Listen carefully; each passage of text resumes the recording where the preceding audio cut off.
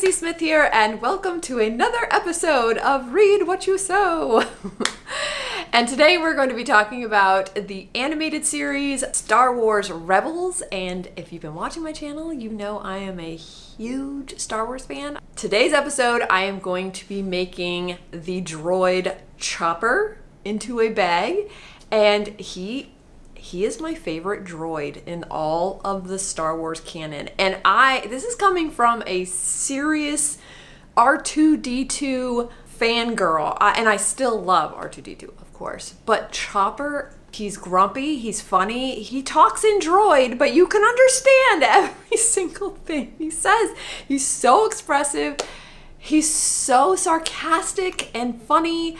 And I have so much love for Chopper, hence why I want to make him into a bag that I can carry around with me everywhere I go. Now, this is a Read What You Sow episode, so we're talking about the amazing writing. The people that they list as the top writers are also listed as the creators. It is David Filoni, Carrie Beck, and Simon Kinberg. But also here is a list of all the other writers on the show. The writing is amazing. They created so many layers, so many arcs. This is a spoiler-free episode, I promise. It's going to be hard because there are obviously moments that I'm going to want to bring up, but I won't. I will just hint at these moments. But let's get down to it. I want to make my Chopper bag. Let's do it. I'm going to start with the patterning. This is roughly the right shape for his little body. And so I've got paper here, and I'm just gonna measure so that I can make the pattern. But I am a huge Star Wars fan. If you've watched my channel, then you know and I've said this a million times, that I waited in line when I was 4 years old in 1977 through 2 showings until we finally got to watch the movie, where my dad and I had to sit in the front row because it was so crowded, and my mom and my sister had to sit behind us, and it changed my life. I've been a Star Wars fan ever since. And Clone Wars, I put off watching it for quite a while because I don't want to poop on anybody's fandom, because I didn't like the prequels. And I realized after watching Clone Wars, it was just because I really, with that kind of betrayal with Anakin, I guess I just really wanted to see the buildup. And it's really hard to do in 2 hours, or even just over the course of 3 2-hour movies. I think it just always felt a little too rushed for me to go that dark. But Clone Wars, man, they set that up. Again, the writing, they set it up so well that you believe that Anakin will turn. I mean, you believe it. They have, just beating him down to the point where it's almost like it feels like he had no choice. I mean, of course he did. I feel like Clone Wars gave me the time that I wanted to see that turnaround to be believable. The first thing that I did was sketch out a rough pattern. I freehanded it, so I was guessing as to size and proportion, hoping I could fix it as I go. I did use a plastic face and the empty butter container as Chopper's body and head for reference, and also to use later to give the bag shape without having to stuff it like I normally do.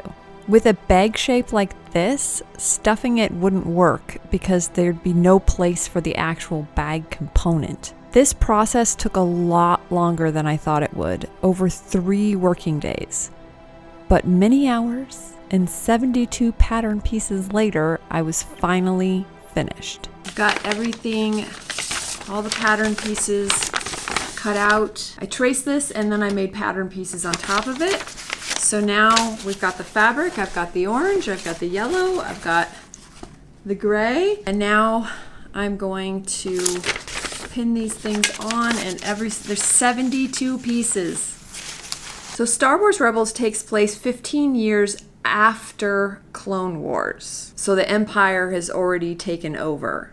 The crew of Star Wars Rebels is Ezra Bridger, Harrison Dula, Zeb Aurelios, I love Zeb, Sabine Wren, obsessed with Sabine, Kanan Jarrus, and Chopper.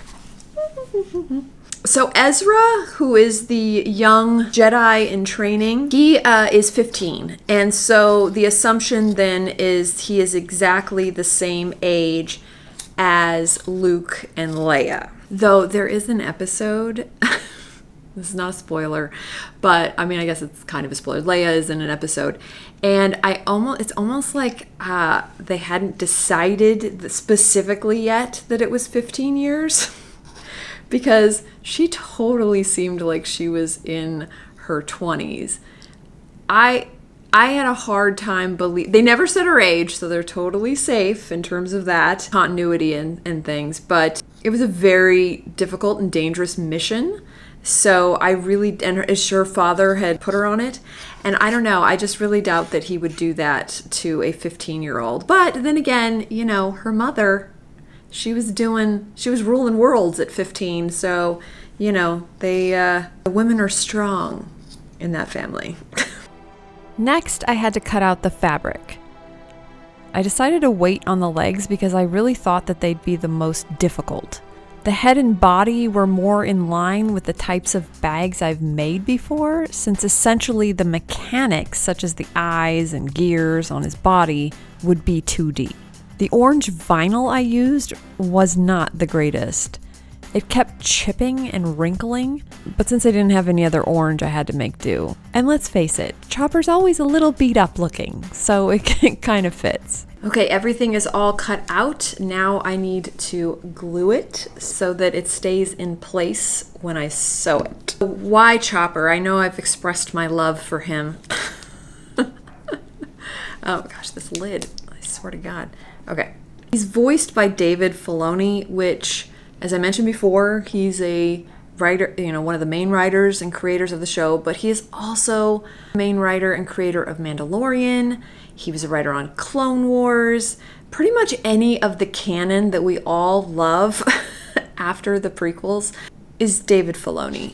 He's really amazing. He's doing all those spin-offs, Boba Fett and Ahsoka. The fact that David Filoni decided to voice the droid, and again, he's only speaking in droid, so you only hear the thing, but you understand his little beeps and and grunts and annoyed noises.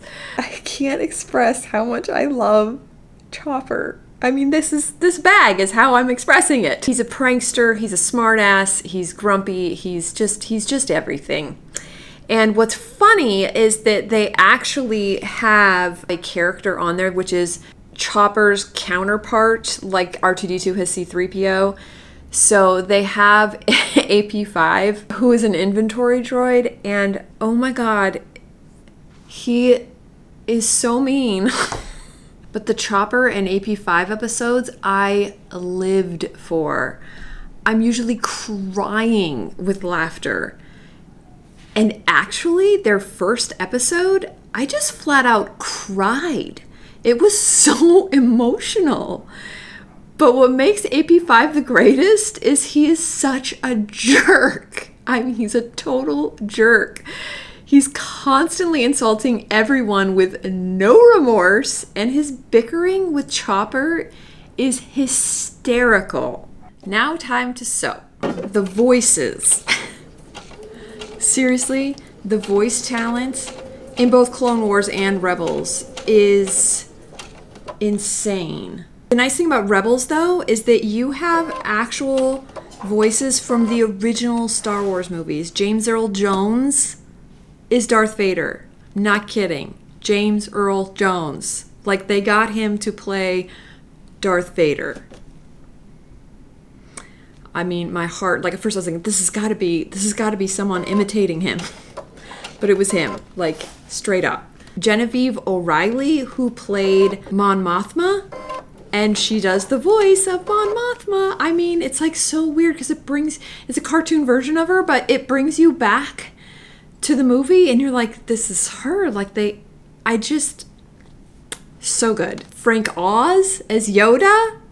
Come on. Billy D. Williams as Lando. My voice is getting higher and higher. I mean, it's like not only do you get to see these characters come to life again, but you get their original voices. Warwick Davis Anthony Daniels. I mean, C-3PO is actually C-3PO.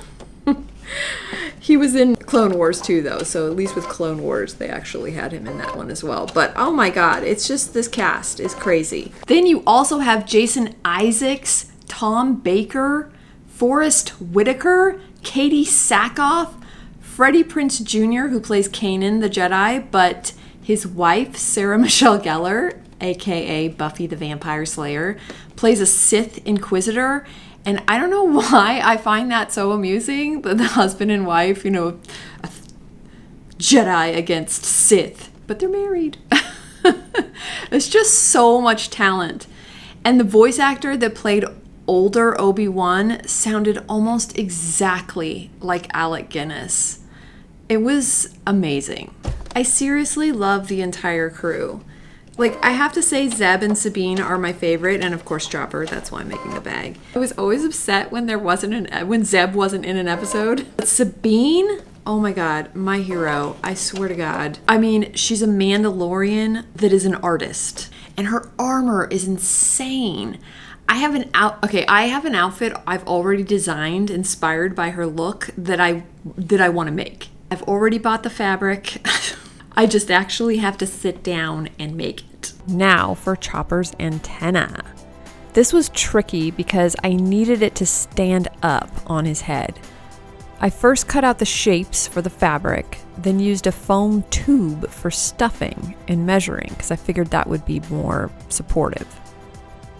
Cutting slits into the fabric makes it easy to sew and secure it into a perfect circle.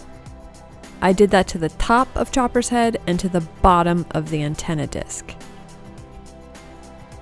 To keep the hard shape of Chopper's head and the bottom of the antenna, I cut out cardboard circles for support. If we'd been at home in Los Angeles, I would have used our 3D printer, but I used what I could find, and I think it'll be fine, even when it gets wet, because it's protected by the vinyl fabric surrounding it. Moving on to the legs now, since I've got the body done. But one of the things that I really did love about Star Wars Rebels and Clone Wars was the complexity of Mandalore and Mandalorians. That was something I didn't really know much about. I mean, all I knew from the Star Wars movies was Boba Fett, and he's not really technically a Mandalorian. That was fascinating, and I loved it. And it actually, even though I'm kind of bummed that Grogu's probably not going to be in the next season, or very little, since he's training with Luke Skywalker, which is pretty freaking cool. But I am kind of excited for them to dive deep into Mandalore and the politics behind it. It's pretty fascinating stuff. That honestly was one of my absolute favorite parts of both Clone Wars and Rebels, was all the Mandalorian stuff. And the thing about Rebels is even the bad guys have insanely amazing arcs. I'm looking at you, Callus. And all of you that have watched Star Wars Rebels, you know exactly what episode I'm talking about, where it all began. Season 2, the honorable ones. Oh my god. Like I said, no spoilers, but jeez. So freaking good. I can't even express to you. These are like, I just can't. Seriously. We are almost done putting this guy together.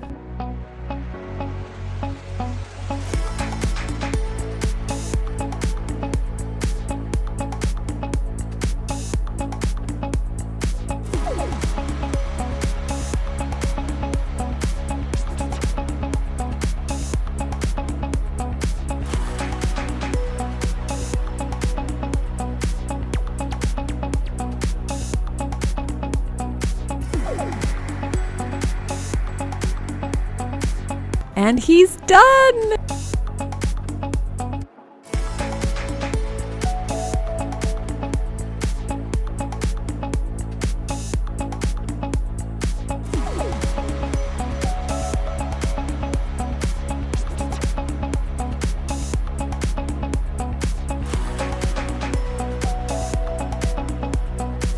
He's so cute!